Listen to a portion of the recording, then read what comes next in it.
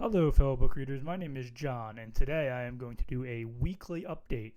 I've decided that I'm going to start doing weekly updates on this channel, weekly reading updates on this channel, because the monthly updates have just gotten too long. Those videos go like 40 minutes sometimes, at least 35, because I read way too many books per month. So if I do like these weekly updates, where I can talk about the books I read each week, I can cut down the monthly videos a little shorter by giving, like, I say, quicker reviews of each book.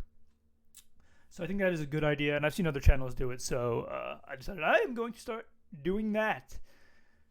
And as I said in a previous video, this month is Standalone September, where I read specifically only standalone fantasy books. So this week, the first week of September, September 1 through September 7th, I read 5 different books. Now it sounds like a lot, but these books were very short, and the longest of which I actually started in August, and I finished on September 1st. So it's really not as much as you think. It's still a good amount. I read a lot this week, but it isn't as much as it appears to be.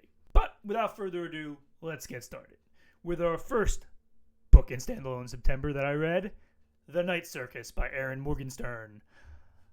This book was very good. I like a lot about this book.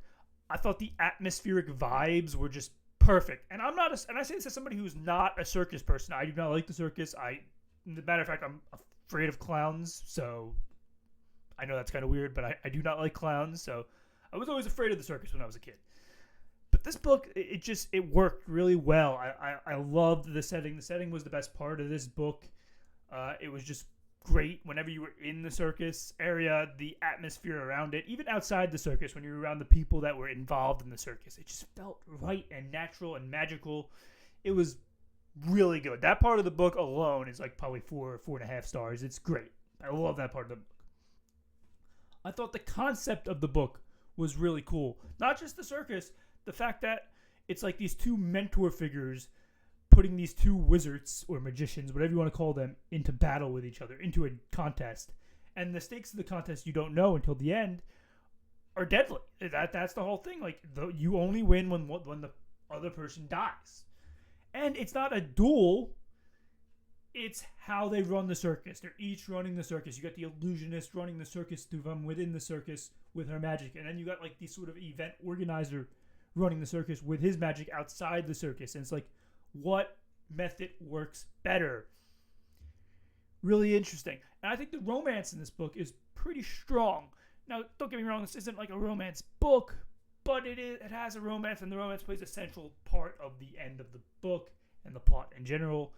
I do think it felt a little rushed at times, but I do think that overall it was very good, and some of the scenes they had together really, really worked for me.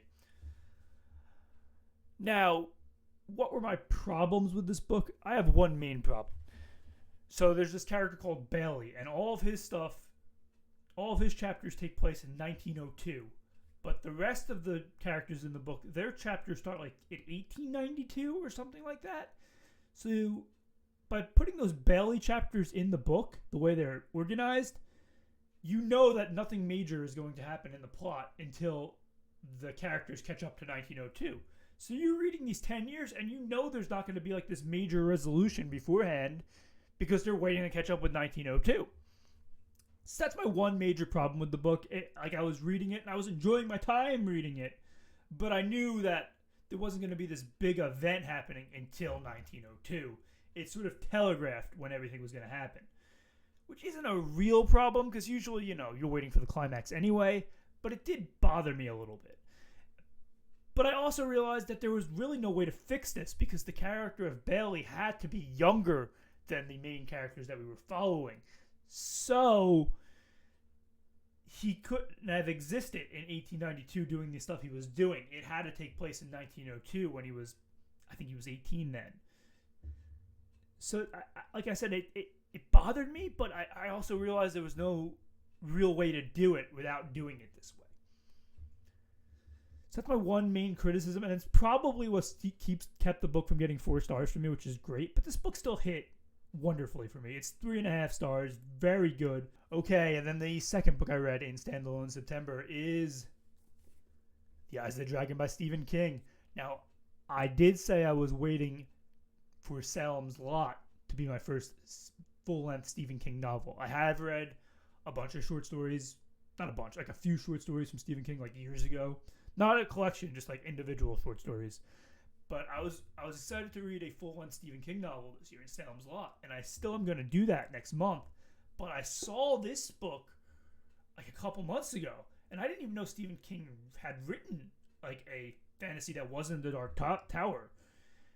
And I just had to pick it up. It's short. It had a very good cover. Again, mine's very used, so it's kind of destroyed a little bit. But I was very interested in it, and I picked it up. And I'm glad I did. I gave this book 4 stars. It's great.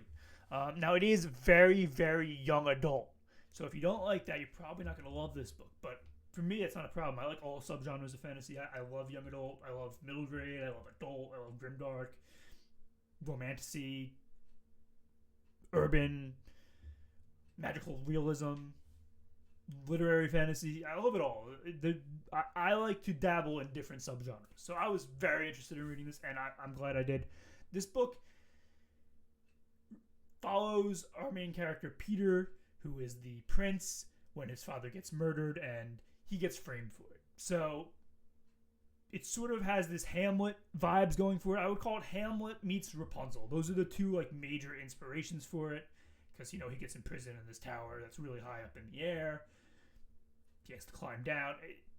It has Rapunzel meets Hamlet. That's what this book is. It's basically Rapunzel meets Hamlet, and I think it does a really good job of combining the two. It also has that very unique Stephen King voice to it, which I think really works. And he tones it down a little bit because it's young adult, but it doesn't feel like it's just spoon-feeding you stuff. It feels natural. It feels like good dialogue. It feels more adult than it actually is, if that makes sense. And this book introduces a great antagonist, Flag, who I've heard is in other Stephen King's works. Flag is awesome. He's probably the best character in this book. Super awesome antagonist. I loved it. The climax of this book is perhaps not as strong as the first 200 pages. I think the first 200 pages of this book is easy 4.5, maybe even 5 stars. The climax, probably more like a 3.5 star outing, but the rest of the book carries it. And to me, it's a great book. 4 stars, easy. I'm glad I read it. I'm actually super happy that this was my first full-length Stephen King novel because it was nice and short. It was a good way to get introduced to Stephen King, I think, in novel form. Okay, and the third book I read in standalone September, and I think this might be the book of the month at the end of the month. I gave this book 5 stars. It is The Snow Child by Eowyn Ivey. This book, now I'm going to warn you, this book is barely a fantasy. It's more like just literary fiction, but it does have some magic in it, and that's what is the fantasy of it. But the magic is very little, and I wouldn't say it's the central plot of the book at all. But the Snow Child herself is perhaps magical. We don't actually know. There's a few different ways you can interpret the end of this book, and most of the time I don't love that. I don't love when it's like, okay, the author's not even really giving you a hint of what is going on. You're gonna have to kind of figure it out on your own. I like that about this book. I think it really worked here. I think my interpretation of the end is the Snow Child was made of magic, but she was a real person at one point. She died when her father died from the cold elements, and then the couple building the Snow Child was able to maybe capture her spirit and bring her back to life. But she's not really back to life. She is, but she can't survive forever that way. And then when she gives the couple what they have always wanted, a child, in this case a grandchild, she realizes she's accomplished her goal and she is finally able to pass on to the other world. That's kind of how I read the end. But this book touches on so much stuff: loneliness, love, friendship, just this childlike wonder about it. Again, it's another atmospheric type fantasy, this time in Alaska, and it has this great winter vibe to it, and the scenes with it are so good there. And it's just like The Night Circus. This is another atmospheric fantasy or an atmospheric fiction book, and it works really well here, just super, super well. And this book is, not long, but not short either, but I flew through this thing. I read this in 2 days. I loved it. From front to back, I think the characters, Jack and Mabel, who are 2 main characters, are super, super easy to root for, and they're dynamic. Their sort of depression and loneliness, and the fact that they weren't able to accomplish what they wanted in life was really something you were able to latch onto, and you felt it. The author did a really good job with that. I thought the child herself, the Snow Child herself, was a really good character. especially when she was like a small child. I thought that she did a really good job of describing how this child was both afraid but like sort of magical at the same time. And this book had some twists and turns. Like, I did not expect this child to like grow up into like an adult. Like, that was not what I was expecting when I read this book. But it happened, and George and his role in marrying her and just in general was really good. And the fox, I didn't expect the fox to die, and it died. Like, I didn't think it might die at the end. I didn't expect it to die as early as it died. Really good stuff here. And this book has so many good twists and turns and just such good atmosphere and plot, and it has inspirations from the Russian snow child fairy tale, and that's sprinkled throughout the book, and it's really good. And just like the touch of magic it has on it. Like I said, it's just a touch, but you feel it throughout the book, and it's so good. It's done so well. This book is just written really, really well, in my opinion. I really enjoyed my time with it. So yeah, that's another 5-star book for me this year. Okay, and then the 4th book I read is called The Sorcerer's Legacy by Janny Wurts. I read this on my Kindle, so I don't own it. I don't have a physical copy to show you, but I really thought this book was very good. This is Janny Wurts' first novel she ever got published, and it's my introduction to Janny Wurts. I've been wanting to read Janny Wurts this entire year, basically, since I heard of her. I never heard of her before this year, so. But since I want to start with the standalone, because I thought, her series are quite long with quite thick books, and I was like, you know what, I don't want to start in a series with her, I want to start with a standalone, and now I see what the hype's about. This book was just epic fantasy from moment 1 to moment 0. It didn't stop. It was super, super epic fantasy. She has a way with prose that I think she writes like very good 80s style fantasy prose, and that's exactly what this is. You can feel it from the beginning. The characters are strong. The world building was really strong. I did have somewhat of a problem with the world building because it was so big and so vast, but the book wasn't that big. The book's only like 300 pages. So it did feel a little shallow because she was throwing so much at us that she wasn't able to like expand on. But again, you could see the breadcrumbs of like how her writing's going to go in the future in this book with the world building, and it's like, oh yeah, I could tell she's a great world builder. You could just tell.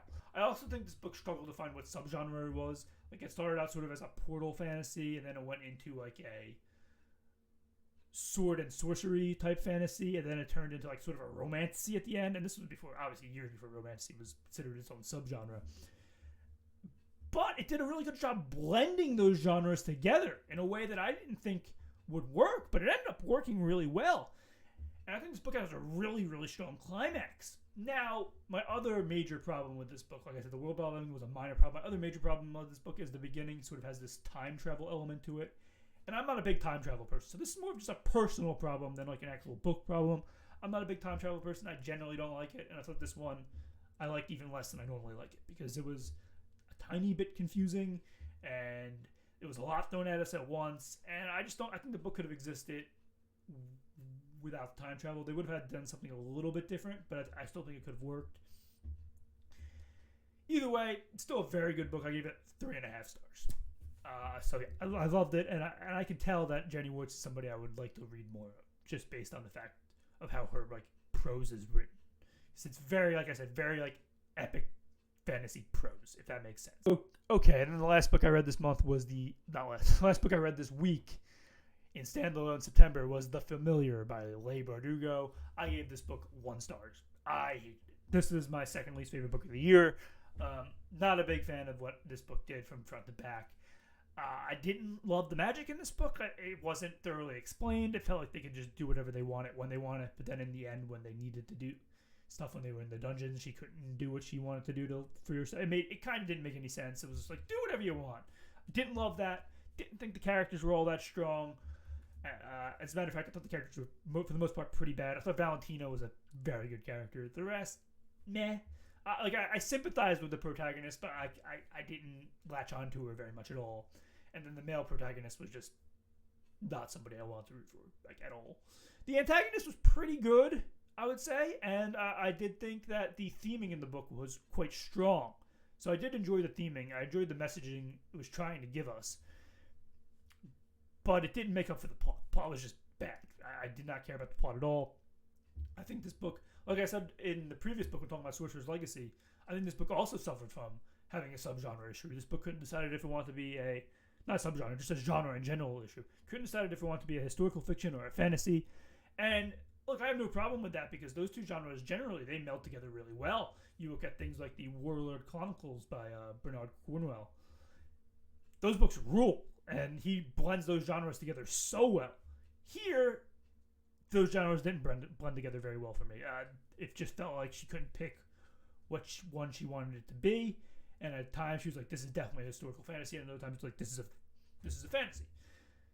I mean, at times this is a historical fiction, at times this is a fantasy, and it just didn't. She never brought them together in a way that was satisfying, in my opinion.